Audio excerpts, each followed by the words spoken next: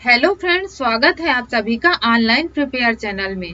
Guys, इस video series में हम सॉल्व करने वाले हैं एमपी पुलिस के प्रीवियस ईयर क्वेश्चनों को, जिसमें हम 19 अगस्त 2017 के सेकंड शिफ्ट का पेपर सॉल्व करेंगे। आज का हमारा टॉपिक है mental ability and mental aptitude. 2017 के प्रीवियस ईयर क्वेश्चन में 3 टॉपिक्स के रूप में क्वेश्चन पूछे गए थे। पहला क्या था? General knowledge and logical knowledge.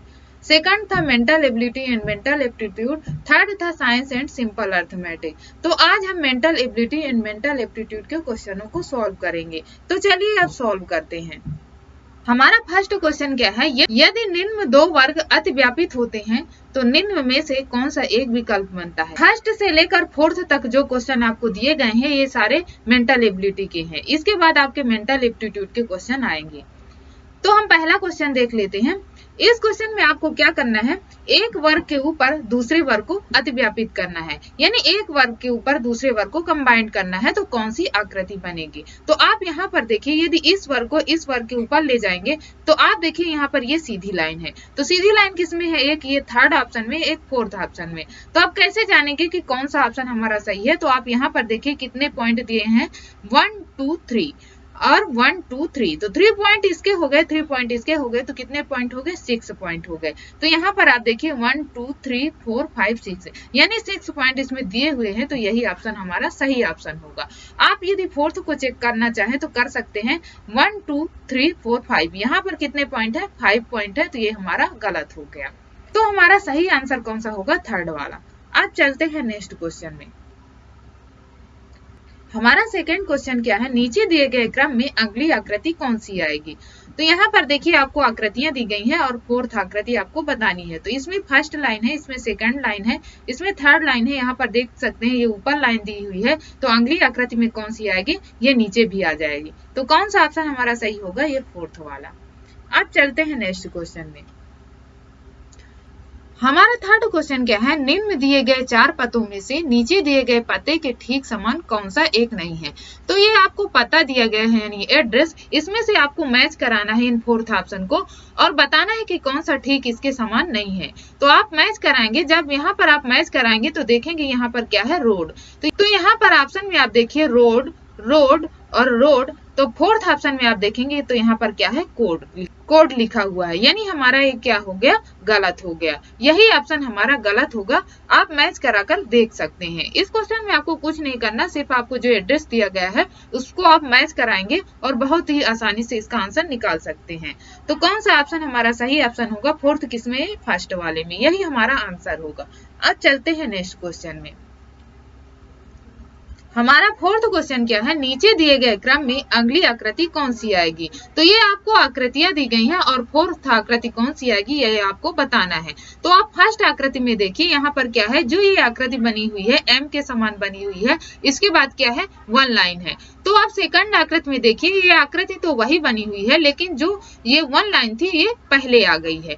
तो अब आप थर्ड ऑप्शन में देखिए, जो ये एम प्रकार की आकृति थी ये इसकी उल्टी हो गई है और ये 1 लाइन पहले है। तो फोर्थ ऑप्शन में कौन सी आकृति आएगी? ये आकृति तो आपकी वही बनी रहेगी, पर जो 1 लाइन है तो ये इधर आ जाएगी, यानी इसके लास्ट में आ जाएगी। तो कौन सा ऑप्शन हमारा सही होगा? ये फोर्थ वाला। यही हमारा आंसर होगा। अब चलते हैं नेक्स्ट क्वेश्चन में। हमारा फिफ्थ क्वेश्चन क्या है? 14 के प्रथम 8 गुणांकों का औसत होगा। तो आपसे क्वेश्चन में क्या पूछ रहा है? 14 के 8 टाइम्स तक आपको मल्टीपल करना है और फिर उसका औसत बताना है। तो पहली संख्या आपकी क्या होगी? 14 और लास्ट संख्या क्या होगी? 14 8 112 और यहाँ पर आपकी बीच की संख्याएं आएंगी। तो हम क्या करेंगे औसत निकालने के लिए? आप पहली संख्या ले लीजिए, क्या है? 14 और लास्ट संख्या क्या है? 112 और उसे 2 से डिवाइड कर दीजिए तो आपको एवरेज प्राप्त हो जाएगा। 2 से डिवाइड हम क्यों कर रहे हैं? क्योंकि हमने केवल 2 संख्याएं ही ली हैं, फर्स्ट और लास्ट। तो इसे सॉल्व करेंगे तो क्या आएगा? 2 4 6 1 1 2 और 1 और डिवाइड में 2। आगे इसे सॉल्व करेंगे तो कितना आएगा? 2 छक्का 12 और 2 तिहाई 6, यानी कितना है? 63 63। यही हमारा आंसर होगा। कौन से ऑप्शन में? थर्ड में। अब चलते हैं नेक्स्ट क्वेश्चन में। नेक्स्ट क्वेश्चन क्या है हमारा? 12 लीटर के 20% बिलियन में कितने लीटर एसिड होगा? तो आप ये 20% जो आपको दिया गया है इसे आप फ्रैक्शन में करेंगे तो कितना आएगा? 1/5। यानी जो ये आपका 5 है ये क्या होता है, ये टोटल होता है। जो घटता या बढ़ता है तो वो किसमें होता है, ये ऊपर वाली संख्या, यानी क्या है, ये 1। तो हम यहाँ पर देख रहे हैं कि यहाँ पर हमें फ्रैक्शन के रूप में टोटल कितना मिल रहा है, 5, पर हमें क्वेश्चन में कितना दिया गया है, 12 लीटर। तो हम क्या करेंगे, यानी 5 जो है वो 12 के बराबर है। तो 1 की वैल्यू क्या आएगी, 12/5। इसे सॉल्व करेंगे तो कितना आएगा, 5 दूना 10, 5 जोग 20। तो यानी कितना आ गया, 2.4 लीटर। ये आपका क्या आ गया, एसिड। यानी एसिड की वैल्यू यहाँ पर कितनी थी, 1 थी। तो हमने 1 की वैल्यू निकाल ली, यही हमारा आंसर होगा। तो कौन से ऑप्शन में, ये 4th ऑप्शन में। अब चलते हैं नेक्स्ट क्वेश्चन में। हमारा 8th क्वेश्चन क्या है, यदि 3 मेजों और 2 कुर्सियों का मूल 215 रुपए और 2 मेजों और 3 कुर्सियों का मूल 250 रुपए है, तो 5 मेजों और 5 कुर्सियों का मूल क्या होगा। यानी क्वेश्चन में हमें क्या दिया गया है, 3 मेज प्लस 2 कुर्सियों का मूल्य कितना है, 215 रुपए, और 2 मेजों प्लस 3 कुर्सियों का जो मूल्य है वो कितना दिया गया है, 250 रुपए। तो 5 मेजों और 5 कुर्सियों का मूल्य आपको बताना है। तो यदि आप इसे ऐड करेंगे तो कितना मिल जाएगा, 3 2 5, यानी 5 मेज प्लस 5 कुर्सियां। इसे भी आप ऐड करें तो कितना मिलेगा, 5 5 1 6 और 2 2 4। तो कितना मिल गया आपको, 5 मेजों और 5 कुर्सियों का मूल्य 465 रुपए। यही हमारा आंसर होगा। कौन से ऑप्शन में, 3rd में। अब चलते हैं नेक्स्ट क्वेश्चन में। नेक्स्ट क्वेश्चन क्या है हमारा, एक दुकानदार ने 6 टन गेहूं 1.80 रुपए प्रति किलोग्राम की दर से खरीदे और 4.7 टन 2 रुपए प्रति किलोग्राम की दर से बेच दिए। यदि वह बचे हुए गेहूं 2.5 रुपए प्रति किलो की दर से बेचे तो उसे कितना लाभ प्राप्त होगा। तो दुकानदार ने खरीदा कितना, उसका कास्ट प्राइस क्या है, 6 टन गेहूं 1.80 रुपए प्रति किलोग्राम की दर से खरीदे। तो उसने टोटल कितने खरीदे, इसमें आप मल्टीप्लाई करेंगे तो कितना आ जाएगा, 10.8। इसके बाद देखिए 4.7 टन 2 रुपए प्रति किलोग्राम की दर से बेच दिए।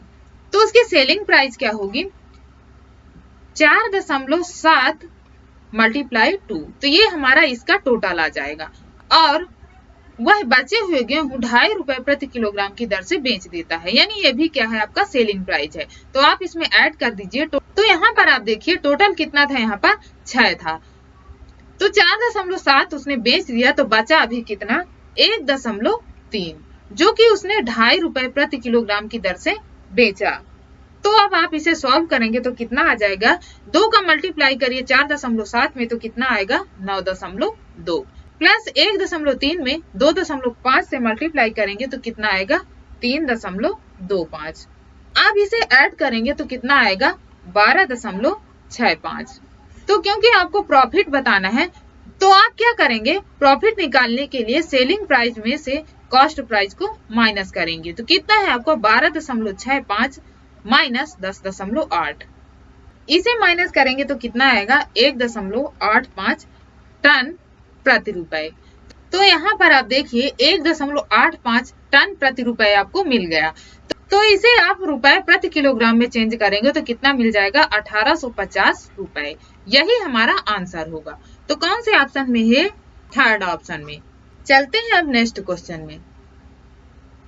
हमारा क्वेश्चन क्या है, यदि 3A = 4B = 5C तो A अनुपात B अनुपात C होगा। ये हमारा अनुपात का क्वेश्चन है। तो इसे कैसे सॉल्व करेंगे, 3A = 4B = 5C। तो इसका हमें एक्चुअल अनुपात चाहिए। तो हमें क्या करना होगा, 3, 4 और 5 का आप एलसीएम लीजिए। 3, 4 और 5 का एलसीएम लेंगे तो कितना आएगा, 60 आएगा। जो आपको ये 60 प्राप्त हुआ है तो इसमें से आप डिवाइड कर दीजिए इन तीनों में से, और जो कैंसिल हो रहा है तो कट कर दीजिए। तो यहाँ पर कितना आएगा, 20, और यहाँ पर कितना आएगा, 15, और यहाँ पर 12। यही आपको अनुपात मिल गए ABC के, यानी 20:15:12। तो कौन से ऑप्शन में, 4th ऑप्शन में यही हमारा आंसर होगा। अब चलते हैं नेक्स्ट क्वेश्चन में। नेक्स्ट क्वेश्चन क्या है हमारा, मैं अपनी यात्रा का 3/4 भाग चलने पर पाता हूँ कि मैंने 16 किलोमीटर चल लिया है। अभी मुझे कितनी और यात्रा करनी है। तो क्वेश्चन में हमें क्या दिया गया है, यात्रा का कितना भाग चलता है, वो 3/4। तो ये नीचे वाला हमेशा कितना होता है, टोटल। तो टोटल में से उसने 3 भाग चल लिया, यानी 3 भाग उसने चल लिया, तो शेष कितना बचा, 1 भाग बच गया। जब उसने 3 भाग चल लिया तो 3 की वैल्यू हमें कितनी दी गई है, 16 किलोमीटर चल लिया। तो इस फ्रैक्शन के अनुसार उसने कितना चला था, 3 चला था, और क्वेश्चन में हमें कितना दिया गया है, 16 किलोमीटर। अब बचा क्या हमारे पास, 4 टोटल था और 3 उसने चल लिया, तो हमारे पास शेष क्या बच गया, 1 बचा। तो क्या होगा, 1 की वैल्यू 16/3। इसे सॉल्व करेंगे तो कितना आएगा, 3×5 = 15 और 1/3। यही हमारा आंसर होगा। कौन से ऑप्शन में, ये फर्स्ट ऑप्शन में। अब चलते हैं नेक्स्ट क्वेश्चन में। हमारा क्वेश्चन क्या है, वर्तमान में एक माँ और बेटी की आयु का अनुपात 5:1 है। 6 साल बाद यह अनुपात 3:1 हो जाएगा। बेटी की वर्तमान आयु क्या है। तो माँ और बेटी की वर्तमान आयु का अनुपात कितना दिया गया है, 5:1। 6 साल बाद यह अनुपात 3:1 हो जाएगा। तो सबसे पहले आप क्या करेंगे, इसमें आप डिफरेंस चेक करेंगे। डिफरेंस चेक करेंगे तो यहाँ पर कितना आया, 2, और यहाँ पर कितना आया, 0। तो यहाँ पर आप एक चीज समझिए कि 6 साल बाद यदि माँ की आयु में जो डिफरेंस आएगा, वही डिफरेंस क्या आएगा, बेटी की आयु में भी आएगा। यानी जितनी आयु वर्तमान में रही होगी उसमें क्या होगा, 6 साल ऐड होगा। तो यहाँ पर देख सकते हैं, यहाँ पर हमें अंतर सेम नहीं मिल रहा, यानी डिफरेंस। तो हम क्या करेंगे, सबसे पहले डिफरेंस सेम करेंगे। तो डिफरेंस सेम करने के लिए हम क्या करेंगे, इसके बीच आप डिफरेंस देखिए कितने का है, 2 का, और इसके बीच डिफरेंस कितने का है, 4 का। तो अब आप क्या करेंगे, जो आपको ये 2 मिला है, तो आप फर्स्ट वाले अनुपात यानी वर्तमान अनुपात में मल्टीप्लाई करेंगे, और जो 4 मिला है, तो आप जो 6 साल बाद जो अनुपात आपको मिल रहा है उसमें आप मल्टीप्लाई करेंगे। तो इसे मल्टीप्लाई करें तो क्या मिलेगा आपको, 2×5 = 10 और 2×1 = 2। 4 का इसमें मल्टीप्लाई करेंगे तो कितना आएगा, 4×3 = 12 और 4×1 = 4। इसके बाद यहाँ पर आप देखिए कितना डिफरेंस मिला, 2 का, और यहाँ पर भी कितना मिला, 2 का। ये क्या है, माँ का अनुपात, और ये है बेटी का अनुपात। तो यहाँ पर आप देख सकते हैं कि अनुपात के रूप में जो हमें वैल्यू मिली है उसमें डिफरेंस कितने का आ रहा है, 2 का। पर क्वेश्चन में आपको बोला गया है डिफरेंस 2 का नहीं यानी 6 का है। तो 6 इससे कितना गुना है, 3 गुना है। इसी प्रकार हमसे पूछा क्या गया है, बेटी की वर्तमान आयु। तो बेटी की वर्तमान आयु का अनुपात कितना है, 2 है। तो हम इसमें 3 गुना करेंगे तो कितना आएगा, 6। यही हमारा आंसर होगा। तो कौन से ऑप्शन में, सेकंड ऑप्शन में। अब चलते हैं नेक्स्ट क्वेश्चन में। नेक्स्ट क्वेश्चन क्या है हमारा, x और y की आयु का अनुपात 6:5 है। यदि x और y की आयु का गुणनफल 30 है तो y की आयु कितनी है। तो x और y की आयु का अनुपात कितना दिया गया है, 6:5।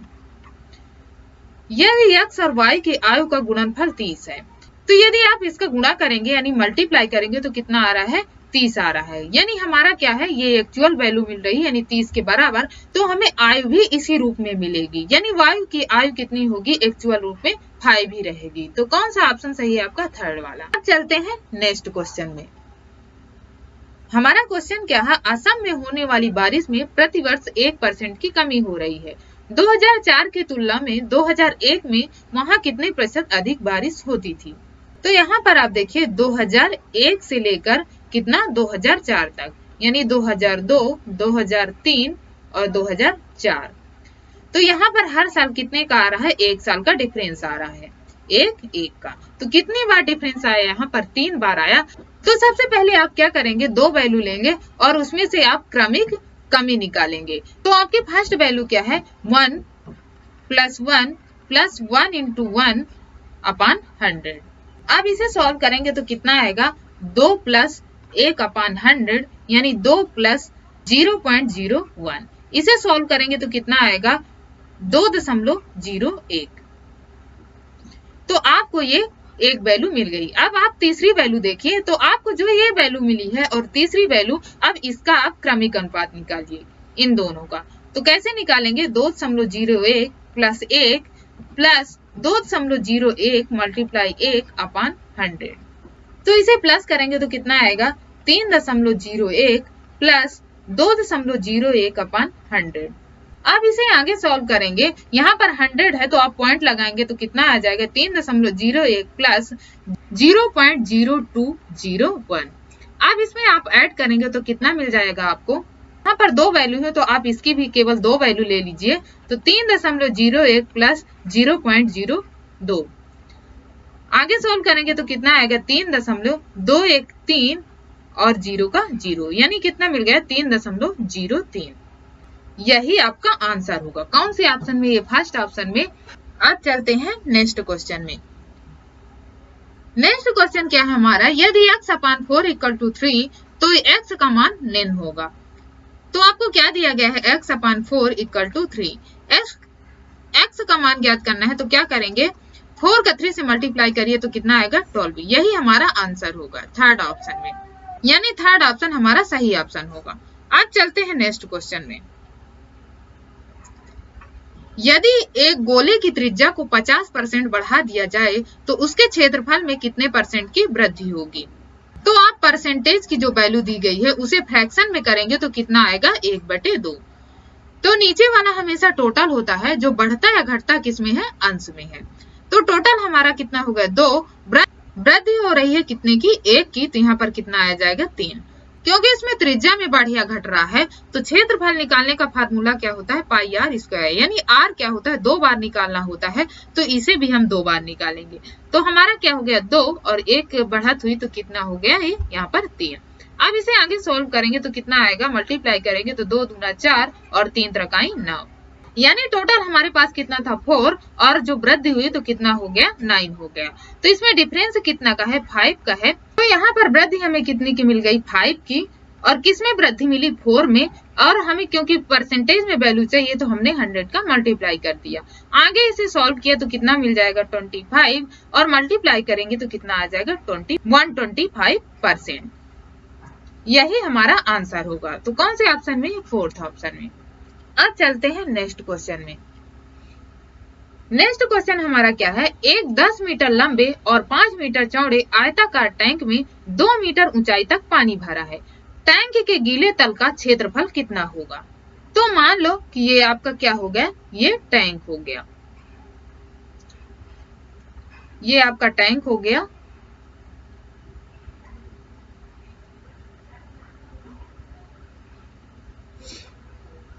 और इसकी लंबाई कितनी दी गई है 10 मीटर, 5 मीटर चौड़ा है और ऊंचाई क्या हो जाएगी, ये आपकी ऊंचाई हो जाएगी जो कि कितना दिया गया है 2 मीटर, यानी 2 मीटर ऊंचाई तक पानी भरा हुआ है।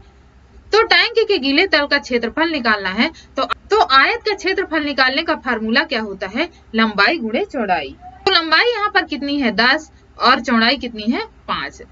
अब यहाँ पर आप देखिए कि ये 2 मीटर ऊंचाई तक भरा हुआ है, यानी ये 2 मीटर ऊंचाई तक लंबाई में भी भरेगा और 2 मीटर ऊंचाई तक ये चौड़ाई में भी भरेगा। तो इसमें हम क्या करेंगे, 2 इंटू ये हमारी ऊंचाई हो गई और ये लंबाई में भी 2 मीटर ऊंचाई तक भर रहा है, तो हम क्या करेंगे 2 गुणे 10 प्लस, और ये चौड़ाई में भी 2 मीटर ऊंचाई तक भर रहा है तो हम क्या करेंगे 2 गुणे 5। अब इसे आगे सॉल्व करेंगे तो क्या आएगा 10 × 50 प्लस 2 इंटू इसे सॉल्व करेंगे तो कितना आएगा 20 प्लस 2 × 5 10। यहाँ पर 50 प्लस 2 इंटू 20 और 10 कितना हो गया 30। सॉल्व करेंगे तो 50 × 60 इक्वल टू कितना आ जाएगा 110। तो कौन से ऑप्शन में, ये सेकंड ऑप्शन में यही हमारा आंसर होगा। अब चलते हैं नेक्स्ट क्वेश्चन में। हमारा क्वेश्चन क्या है, एक संख्या के अंकों का गुणनफल 12 है, यदि इस संख्या में 36 जोड़ दिया जाए तो इसके अंकों के स्थान परस्पर बदल जाते हैं, यह संख्या होगी। यानी इस क्वेश्चन में आपको क्या करना है, 2 कोई अंक है जिनका गुणनफल क्या आ रहा है 12 आ रहा है, और जो आपकी संख्या है जिसका गुणनफल 12 आ रहा है तो उसमें यदि हम 36 जोड़ दें तो क्या हो जाता है, वो संख्या आपस में पलट जाती है, यानी इकाई का दहाई हो जाता है और दहाई का इकाई अंक बन जाता है।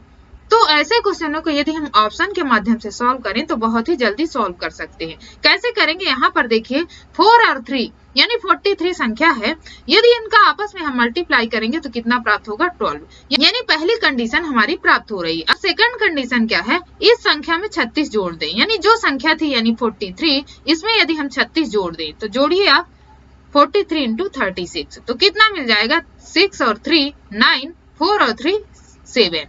तो यहाँ पर कितना मिला 79, तो 43 का अपोजिट कितना होगा 34। तो आप देख सकते हैं ये हमें प्राप्त नहीं हुआ, यानी ये हमारा ऑप्शन सही नहीं है, गलत। तो चलते हैं अब सेकंड ऑप्शन में। सेकंड ऑप्शन क्या है 26। तो यदि इसे आपस में हम मल्टीप्लाई करेंगे तो कितना प्राप्त होगा 12, यानी पहली कंडीशन हमारी फॉलो हो रही है। तो अब हम सेकंड कंडीशन में जाएंगे। संख्या हमारी क्या है 26 प्लस ऐड करेंगे 36, कितना प्राप्त होगा 6 6 12 कि 2 कैरी 1, 3 2 5 और 1 6, यानी 62। तो यहाँ पर आप देख सकते हैं 26 का यदि हम इकाई और दहाई में चेंज करेंगे, यानी अंक आपस में बदलेंगे, तो कितना प्राप्त होगा, हमें 62 ही प्राप्त होगा, यानी ये ऑप्शन हमारा सही हो जाएगा। तो कौन सा ऑप्शन हमारा सही है, सेकंड वाला, यही आंसर होगा। आज चलते हैं नेक्स्ट क्वेश्चन में। हमारा नेक्स्ट क्वेश्चन क्या है, एक कार किसी दूरी के 1/4 हिस्से को 25 किलोमीटर प्रति घंटे की चाल से तय करती है और शेष दूरी को इसकी दुगनी चाल से तय करती है, तो यदि उसे कुल समय 10 घंटे लगे तो कुल दूरी निम्न थी। तो यहाँ पर आप क्वेश्चन में देखिए, दूरी के 1/4 हिस्से को यानी 1/4 हिस्से को वो 25 किलोमीटर प्रति घंटे की चाल से चलता है। तो यदि हम नीचे वाली वैल्यू को टोटल मान लें, तो उसने टोटल में से एक दूरी चली, तो एक दूरी उसने कितनी चली 25 किलोमीटर प्रति घंटे की चाल से चली। अब शेष दूरी को दुगनी चाल से चलता है, तो शेष दूरी हमारी कितनी बची, टोटल 4 थी, एक उसने चल ली, तो शेष कितनी बची 3 बची। तो 3 जो है वो दुगनी चाल से चलता है, यानी 25 से चल रहा था, तो दुगनी चाल कितनी होगी 50 किलोमीटर प्रति घंटे, और उसे टोटल समय कितना लग रहा है 10 घंटे का। तो एक दूरी उसने चली 25 किलोमीटर प्रति घंटे की चाल से, प्लस 3 दूरी चली उसने 50 किलोमीटर प्रति घंटे की चाल से, और टोटल समय कितना लगा 10 घंटे का। तो इसे हम सॉल्व करते हैं। अब सॉल्व करेंगे, इसका एलसीएम लेंगे तो कितना आएगा 50, और इसे सॉल्व करेंगे तो कितना आएगा 2, और यहाँ पर कितना आएगा 3 आएगा, और बराबर में आपको कितना मिला है 10। इसे आगे सॉल्व करेंगे, यानी 5/50 बराबर 10, तो 5 की वैल्यू कितनी मिल जाएगी 500। अब 1 की वैल्यू यहाँ पर कितनी आएगी 500/5, यानी कितनी आ जाएगी 100। और देखिए यहाँ पर पूछा गया है कि कुल दूरी निम्न थी, तो दूरी हमें टोटल कितनी थी 4, तो हम 4 की वैल्यू निकालेंगे, तो 1 की वैल्यू हमें 100 दी गई है, तो 4 की वैल्यू कितनी होगी 400, यही हमारा आंसर होगा। तो कौन से ऑप्शन में है ये, फर्स्ट ऑप्शन में। अब चलते हैं नेक्स्ट क्वेश्चन में। 1 किलोमीटर की रेस में ए बी को 50 मीटर अथवा 5 सेकंड से पछाड़ देता है, ए को रेस पूरी करने में कितना समय लगा। तो यहाँ पर आप देखिए 1 किलोमीटर बराबर कितना होता है 1000 मीटर के।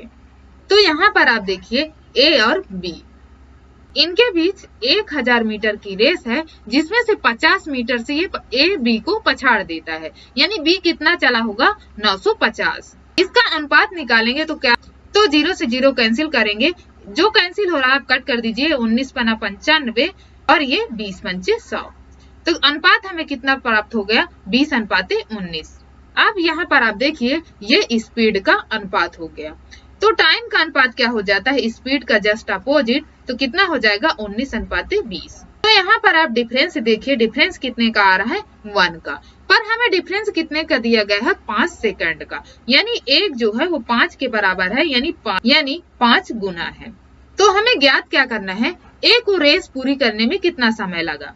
तो ए को रेस पूरी करना है, तो ए का अनुपात कितना है 19, तो इसका 5 गुना करेंगे तो कितना आएगा 19 पना 95, यानी 95 सेकंड, यही हमारा आंसर होगा। तो कौन से ऑप्शन में है, थर्ड ऑप्शन में। अब चलते हैं नेक्स्ट क्वेश्चन में। ए प्रतिदिन 10 घंटे काम करते हुए किसी काम को 8 दिन में पूरा कर लेता है, बी प्रतिदिन 8 घंटे काम करते हुए उसी काम को 12 दिन में पूरा कर पाता है। यदि दोनों साथ मिलकर प्रतिदिन 6 घंटे काम करें तो उन्हें काम पूरा करने में कितना समय लगेगा। यानी ये कितना काम करता है 10 घंटे प्रतिदिन काम करता है और 8 दिन में पूरा कर लेता है, तो टोटल ए का काम कितना हो गया 80, और बी का कितना हो जाएगा, बी 8 घंटे डेली काम करता है और 12 दिन तक करता है, तो बी का टोटल काम कितना हो जाएगा 12 8 96, यानी ए और बी का ये टोटल काम हो गया। अब इसे आगे सॉल्व करते हैं, तो ए की वैल्यू कितनी मिल गई 80 और बी की कितनी मिल गई 96। अब इसका एलसीएम लेंगे, तो एलसीएम लेंगे तो कितना आएगा 960 है। यानी यदि ए और बी दोनों मिलकर काम करें तो टोटल काम कितना हो जाएगा 960। अब आगे 960 को 80 से डिवाइड करेंगे तो कितना आ जाएगा 12। ये क्या हो जाएगा ए का एक दिन का टोटल काम और बी का कितना आ जाएगा 10। अब यहाँ पर क्वेश्चन में आप देखिए कि दोनों साथ मिलकर 6 घंटे काम करें, यानी 6 घंटे काम करें तो ए एक दिन में कितना काम करता है 12 और बी काम कितना करता है 10। इनका क्या हो गया एक दिन का काम हो गया, तो दोनों का एक दिन का काम मिलाकर कितना हो जाएगा 22। और यदि वो 6 घंटे काम करें तो 22 काम वो 6 घंटे तक करेंगे तो कितना काम होगा 132। तो ये क्या हो जाएगा, ये एक दिन का काम हो जाएगा, एक दिन का। अब पूछा जा रहा है कि उन्हें काम पूरा करने में कितना समय लगेगा, तो टोटल काम कितना है 960 और एक दिन का काम कितना है 132।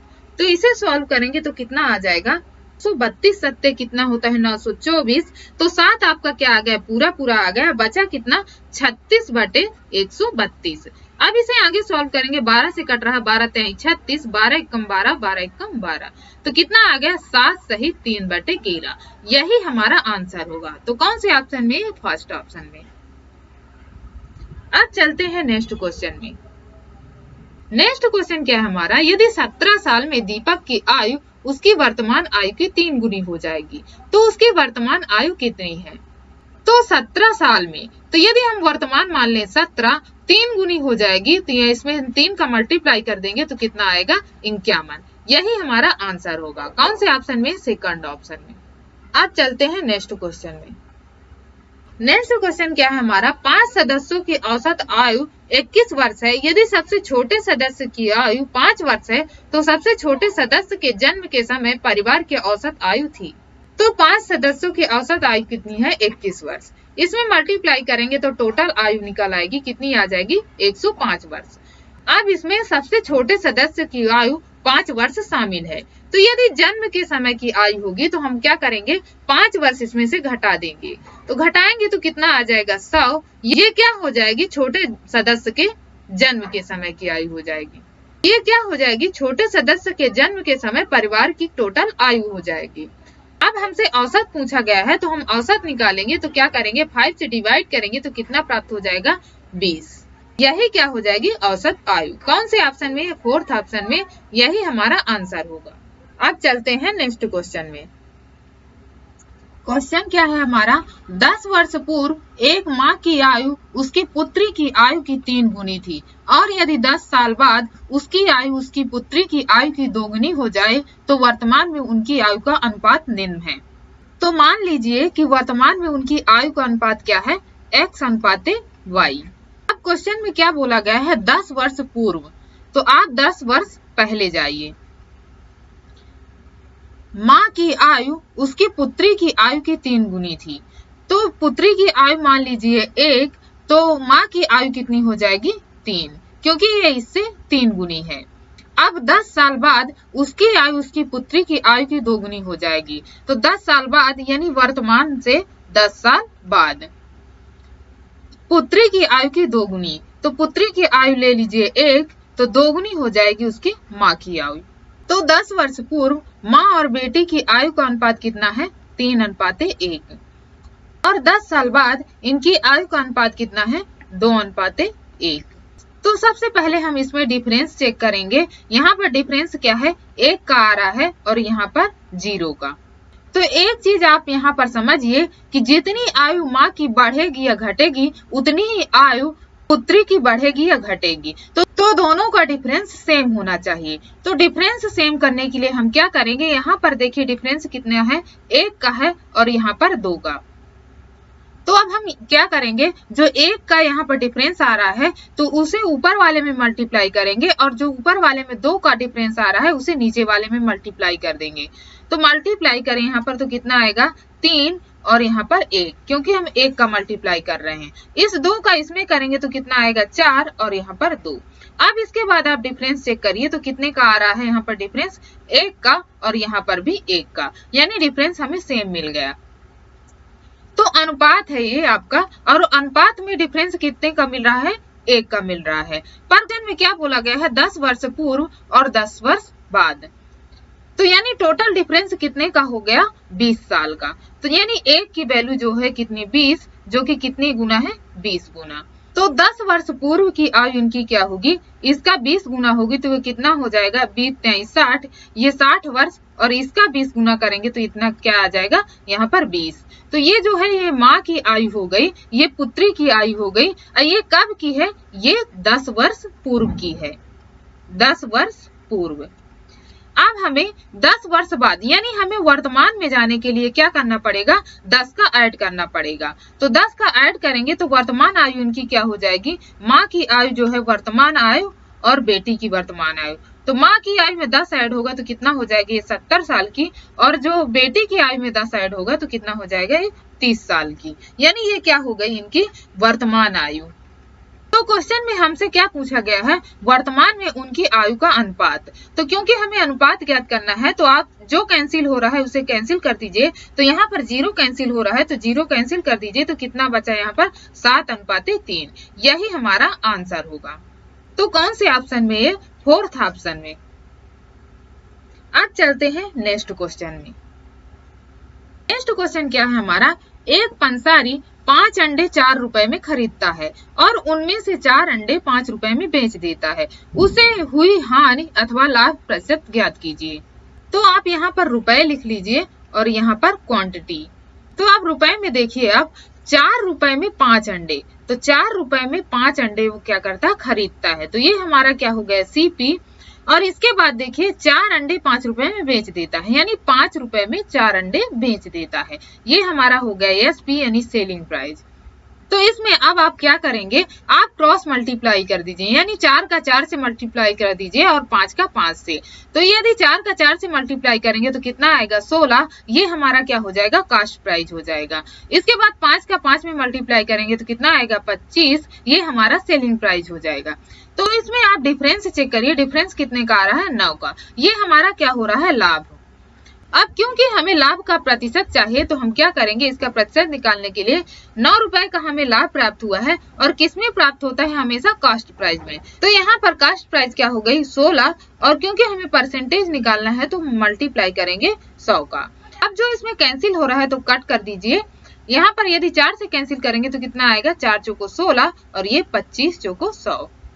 अब 25 का 9 में मल्टीप्लाई करेंगे तो कितना आ जाएगा, 25 नैया 225 बटे में 4। अब इसे आगे सॉल्व करेंगे तो कितना जाएगा, 4 पंचे 20, 4 छंग 24 और 1/4। ये क्या है, ये आपका ये परसेंटेज में है। यही हमारा आंसर होगा। तो कौन से ऑप्शन में, सेकंड में। अब चलते हैं नेक्स्ट क्वेश्चन में।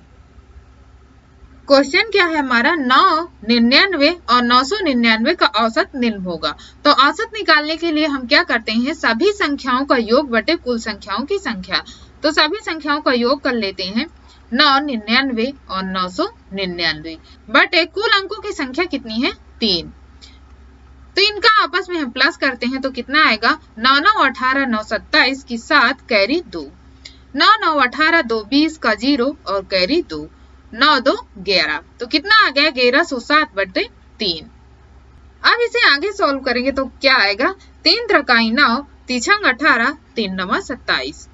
तो कितना प्राप्त हो गया हमें, 369। यही हमारा आंसर होगा। तो कौन से ऑप्शन में, 4th ऑप्शन में। अब चलते हैं नेक्स्ट क्वेश्चन में। एक स्टेनोग्राफर ने किसी एक दिन में 16,200 शब्द टाइप किए। यदि वह प्रतिदिन 6 घंटे टाइपिंग करती है तो उसकी टाइपिंग की औसत गति कितनी होगी। तो एक दिन में कितने शब्द टाइप करती है, 16,200। यदि वह प्रतिदिन 6 घंटे टाइपिंग करती है तो 6 घंटे टाइपिंग करती है तो टाइपिंग की औसत गति। तो यहाँ पर आप देखिए शब्द प्रति मिनट, तो मिनट का पूछा गया है। तो मिनट के लिए हम क्या करेंगे, क्योंकि ये 6 घंटे हैं तो हम 60 से मल्टीप्लाई कर देंगे। अब इसे सॉल्व करेंगे तो कितना आएगा, 0 से 0 कैंसिल कर दीजिए। अब इसे 6 से कैंसिल करेंगे तो कितना आएगा, 6 दूना 12, बचेगा कितना, 4। तो 6 7 42 और ये 0। तो भी ये 6 से कैंसिल हो रहा है तो इसे कट कर दीजिए, 6 चौको 24 और 6 पंचे 30। तो ये भी कैंसिल हो गया। तो कितना आ गया हमारा, 45 शब्द प्रति मिनट। तो ये हमारा 3rd ऑप्शन सही ऑप्शन है। अब चलते हैं नेक्स्ट क्वेश्चन में। क्वेश्चन क्या है हमारा, एक ट्रेन 12 किलोमीटर की दूरी 10 मिनट में तय करती है। यदि यह एक खंभे को पार करने में 7 मिनट का समय लेती है तो ट्रेन की लंबाई है। तो यदि कोई ट्रेन खंभे को पार करती है यानी वो अपने आप को ही पार कर रही है। तो आप यहाँ से समझिए 12 किलोमीटर की दूरी वो 10 मिनट में तय करती है। आप यहाँ पर देखिए किलोमीटर में है और ये यहाँ पर मिनट दिया हुआ है, तो इसे हम घंटे में कन्वर्ट कर लेते हैं। तो घंटे के लिए हमें क्या करना पड़ेगा, यदि हम 6 का मल्टीप्लाई कर दें तो क्या आ जाएगा, यहाँ पर 60 मिनट यानी 1 घंटे। तो क्योंकि हमने यहाँ 6 से मल्टीप्लाई किया है तो यहाँ भी करना पड़ेगा। तो कितना आएगा यहाँ पर 72 किलोमीटर, यानी इसकी स्पीड कितनी हो गई 72 किलोमीटर प्रति घंटे, यानी 1 घंटे में वो 72 किलोमीटर चलती है। अब हमसे पूछा गया है कि 72 किलोमीटर प्रति घंटे इसकी स्पीड है और 7 मिनट तक चलती है, तो ट्रेन की लंबाई हमें बताना है। तो ये हो गया हमारा 72 किलोमीटर। तो इसे हम मीटर प्रति सेकंड में चेंज करेंगे तो हम क्या करेंगे 5/18 से मल्टीप्लाई करेंगे। अब यहाँ पर एक चीज आप देखिए, ये 7 मिनट दिया है तो यहाँ पर मिनट नहीं होना चाहिए, क्या होना चाहिए 7 सेकंड, तभी हमारा ये आंसर सही निकलेगा। तो 7 को सेकंड में क्यों लेना पड़ेगा, क्योंकि जो ये हमारा कन्वर्ट हो रहा है यानी 72 किलोमीटर प्रति घंटा, तो ये मीटर प्रति सेकंड में हो रहा है, यानी जो आपकी ये दूरी है तो वो मीटर में आ रही है और समय सेकंड में। तो इसे भी 7 को भी सेकंड में होना चाहिए। यदि हम मिनट में ये है तो यदि मिनट को हम क्या करेंगे सेकंड में कन्वर्ट करते हैं, यदि 7 मिनट जैसे यहाँ पर है तो यदि हम सेकंड में कन्वर्ट करें तो कितना आएगा, 1 मिनट बराबर कितना होता है 60 सेकंड के। तो 7 मिनट बराबर कितना होगा 420 सेकंड के।